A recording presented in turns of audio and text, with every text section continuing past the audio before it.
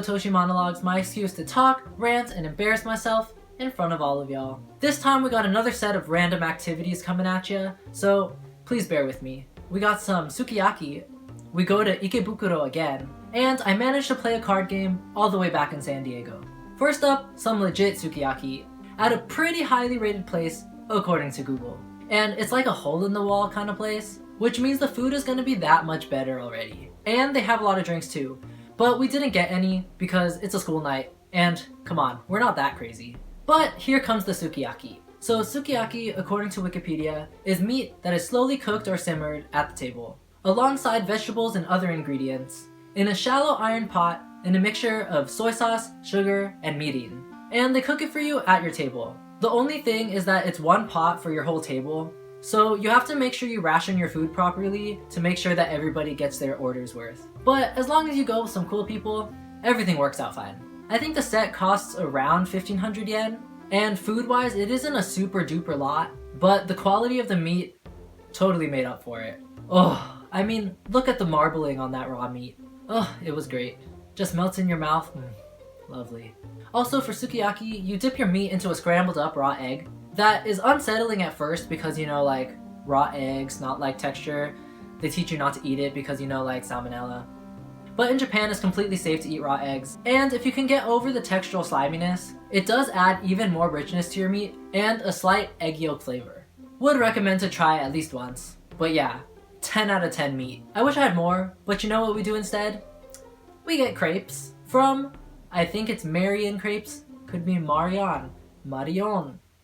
I don't know. But anyway, I got a deluxe Ichigo Azuki Speciale. But anyway, I got a deluxe Ichigo Azuki Speciale. Man, love ice cream. This crepe was really good. I mean, just imagine all those ingredients separately, you know, like imagine what they taste like together. Pretty much exactly like that, but it hit the spot. Then fast forward a couple days and we're eating at Hamazushi again. And yo, they got warabi mochi on the menu. But the warabi mochi was not that good. It was crazy sweet and not that swishy. Oh well, lesson learned, don't get warabi mochi from a sushi place. And then quick stop at Don Quixote where twice the drinks are here. And woo! I guess I should say, cool! Get it? Cause the drink name. And it's God Jihyo. And it's apple flavor, which would be my first choice anyway. So let me throw you to that clip. Hello. So, as you know, went to Don Quixote and we found our twice drink. I found Jihyo. Oh yes. Yes. And then Jacqueline went to go pick me up one because she heard I was talking about it and didn't know that I got one. Thank you again, Jacqueline. I've never tried this drink. Don't really care what the drink tastes like, but gonna keep the wrapper. Okay, bye-bye. Honestly, the drink was an average flavored fruit drink, very sweet, but hey, I gotta keep this wrapper, so very worth it. Then to top off that day, I got some cake and tea from Kimberly. Cake and tea. Man, very good day it was. Next stop, Ikebukuro, because Riku and I ventured out to find some Michelin star ramen. But more on that later. But that was the reason we were in Ikebukuro, and now off we go in this underground passage with these pretty pastel walls. I don't know why they're here, but it's pretty cool. Art. I'll never understand it. But that tunnel spit us out into all of these cosplay people. Look, it's No Face. And then we kept walking, and then the cosplayers were multiplying. I mean, I know Japan really likes cosplay, but this seems a little excessive. Well, it turns out this wasn't normal, and we just happened to stumble into the 2019 cosplay festival in Ikebukuro. I felt pretty out of place in my regular clothing, but you know, it was still pretty cool. Yo, look at this Totoro. That's impressive. And they set up other artwork things too, and... Who's that Pokemon? It's Caterpie! Dang, that's very realistic. And an Onyx too? Cool.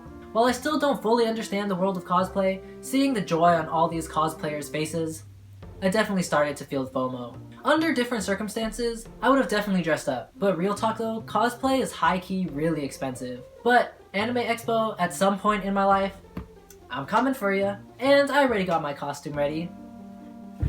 It's Piplop.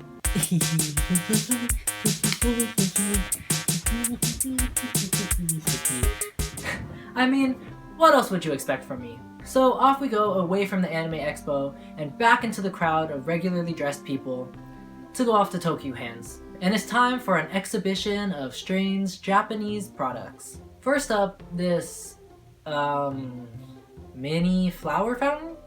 Half garden decoration, half dog water bowl. Maybe? I don't know. Second, a donut pillow? Okay. This one I can see being practical because, as Eric mentioned, if you sleep face down on your pillow, it makes sense. Finally, it's a silicone spoon. Basically, it's just a small spatula, but I think it's pretty genius. So I bought one, and I think it was around 300 yen. And it's marketed so you could just like easily clean out jam or jelly jars or eat pudding with little to no waste. Basically anything that's sticky or gelatinous, use the spoon for. Allow me to demonstrate by eating this Ohio pudding, which is also this really good premium tasting pudding cup that I found when I was in Japan. And they have a milk tea flavor and a matcha flavor, and this one, which is their standard milk flavor. I mean, it works like a regular spoon, nothing too special yet. But then, look at this. Ah ha ha ha ha ha ha, it's so clean. Ah, sugoi. Ah, I love it. Is it unnecessary? Probably. But does it spark joy? Heck yeah, it does. As someone who would alternatively lick the pudding cup clean, this spoon is a game changer. We stopped this program to bring you Japanese creatures. First, we have this assortment of colorful aquarium shrimp, as said by Chris. Oh gosh, a little blue frickin' shrimp. It's a blue frickin' shrimp. Observe its deep blue, ocean-colored shell. See these other shrimp, just living their simple little shrimp lives, scavenging around the tank. Next, we have a rather sad sight. A yellow fishy holding on to the last moments of its life, sadly getting pushed around and mocked by its fellow tank mates. Even with this spurt of energy, desperately trying to fight back, it gets knocked right back down again while this fellow takes the limelight.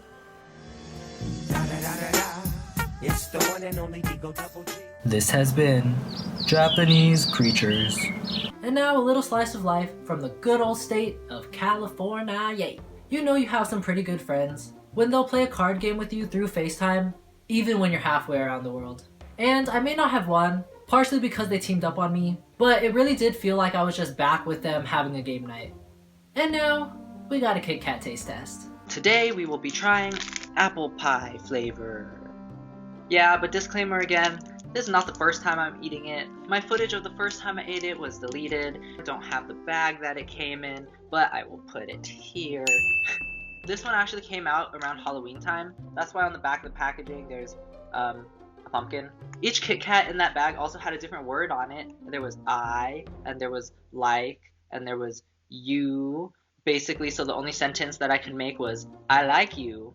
I think there might have been a love too, so you can either I like you or you can I love you. But yeah, you can't see it right now because the lighting. Basically right here, it says adult sweetness, as in the sweetness is targeted to be towards adults, and it's apple pie. I can tell you right now that it's actually dyed a nice little light purple color. I don't know if that's also part of Halloween-ness still, but that's what it looks like. Allow me to smell it. Oh, yep. It smells exactly like the Rocky Mountain Chocolate Factory apple pie apple. Like it has that smell to it. It's like a nice apple jam mixed with graham crackers and sugar. Let us eat it again. Beep. Oish. Itadakimasu.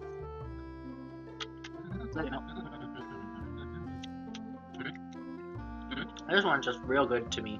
In the chocolate coating, there's some like granules in there, giving you like a fun like mouth texture experience. And then in between the little layers of wafer, I think there's this really strong apple jam or apple something in there that really like punches you in the face with a really like pretty tart apple. Considering they say it's adult sweetness, I think it's a good amount of sweet.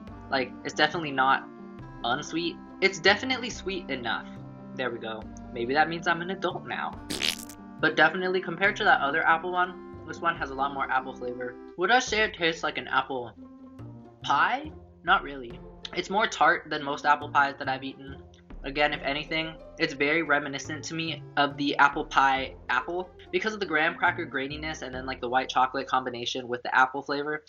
I don't know, but if you can find the apple pie KitKat, I recommend trying it. I recommend trying all the KitKats, but this one definitely is one of the top tier ones that I've had. But overall, apple pie KitKat, eat this. And that brings me to an end of this Otoshi monologue. Hope you enjoyed the random activities that I went through today. Hope y'all have a wonderful day and or night, and I'll talk to y'all next time I do something interesting. Mata next time! Honestly, the drink was an average flavored drink. Take with it what you will. Take it, or leave it. Take it or leave it. That's my opinion.